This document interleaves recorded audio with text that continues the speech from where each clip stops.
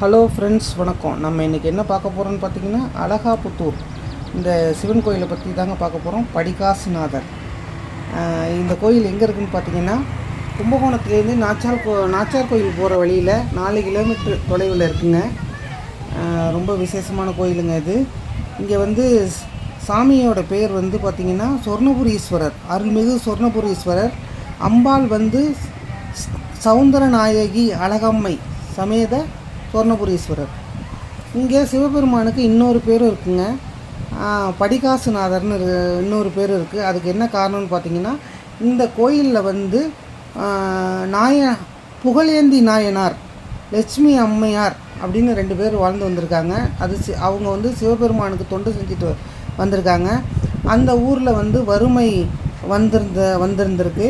அந்த நேரத்தில் இவங்க சிவபெருமானுக்கு தொண்டு செஞ்சுக்கிட்டு இருந்தப்போ அங்கே இவங்க பல நாட்கள் பட்டினி இருந்ததுனால அந்த பக்கத்தில் இருக்க அரசலாத்தங்கரையிலேருந்து தண்ணி எடுத்துகிட்டு வந்து சிவபெருமானுக்கு அபிஷேகம் செஞ்சு வழிபாடு செய்கிறது தினமும் அவங்களோட வழக்கம். அன்னைக்கு அவங்க பசி ரொம்ப கடுமையான பசியில் இருந்ததுனால கை தவறி அந்த தண்ணி எடுத்துகிட்டு வந்த பாத்திரத்தை சிவன் லிங்கத்து மேலேயே போட்டுட்டதுனால அந்த சிவலிங்கத்துலேருந்து ஒரு சில் பேர்ந்து கீழே விழுந்திருக்கு. அதை பார்த்த இவர் கலங்கி தவிச்சிருந்திருக்காரு அந்த நாயனார்.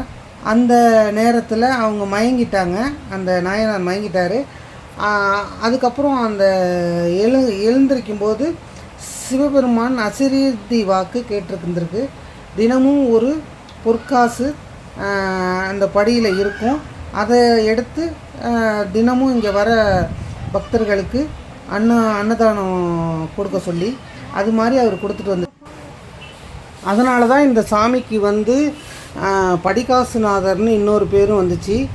இங்கே வந்து பார்த்திங்கன்னு சொன்னாக்கா, இங்கே வந்து ஒரு பரிகாரம் ஒன்று இருக்குங்க.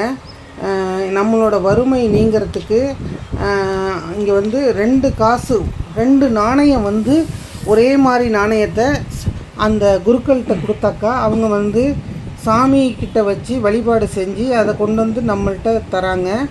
அதை வந்து நம்ம வந்து வீட்டில் வச்சு தினமும் வழிபாடு பூஜை செஞ்சு வந்தாக்கா நம்மளோட வறுமைகள் நீங்கி செல்வ செழிப்பு உருவாகுங்கிறது வந்து ஐதீகங்க.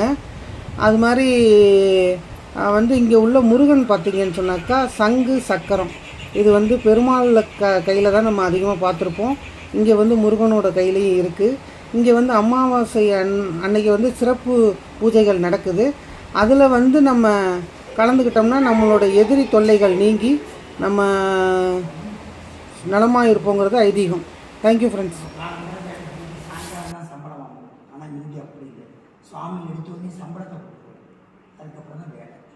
டெய்லி பவுன் காசு வச்சுருவார, அதை எடுத்துன்னு போய் இவர் என்ன பண்ணுவாங்க, கடையில் கொடுப்பாரு.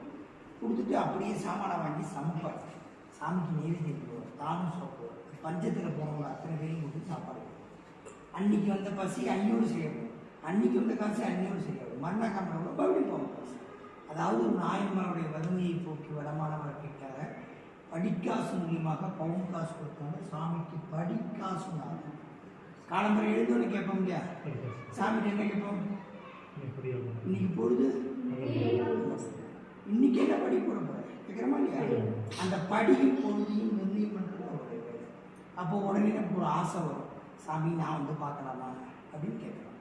அவர் என்ன சொல்கிறாருன்னா, அவ்வளோ சீக்கிரம் நீங்கள் பார்க்க முடியாது. அப்படி எப்போ தான் வருது, அப்போ தான் சொல்கிறார், உனக்கு என்னைக்கு நல்ல நேரம்ங்கிறது ஒன்று வந்துருத்தோ அன்னைக்கு நீயே என்னை தேடி இங்கே வந்துடும். வந்தாச்சா, பார்த்தாச்சா? இப்போ என்ன பண்ணியிருப்பார், நம்ம எல்லாருக்கும் வாழ்க்கையில் ஒரு படியை ஏற்றி விடுறோம். அந்த படி தான் இனிமே நமக்கு தடையே இல்லாத வாழ்க்கை. படிப்படி முன்னேறும் ஒரு புது வாழ்க்கையை இப்போ நம்ம ஆரம்பிச்சிட்டோம். ரைட்டா? இந்த சாமிகிட்ட நல்லா வேண்டிக்கிறோம். இங்கே என்ன ஒன்றுமா, நம்ம என்ன மனசில் நினச்சி நிற்கிறோமோ அதுக்கு தான் படியை தூக்குவார்.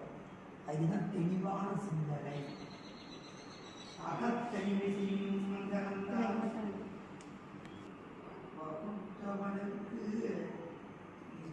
படியும்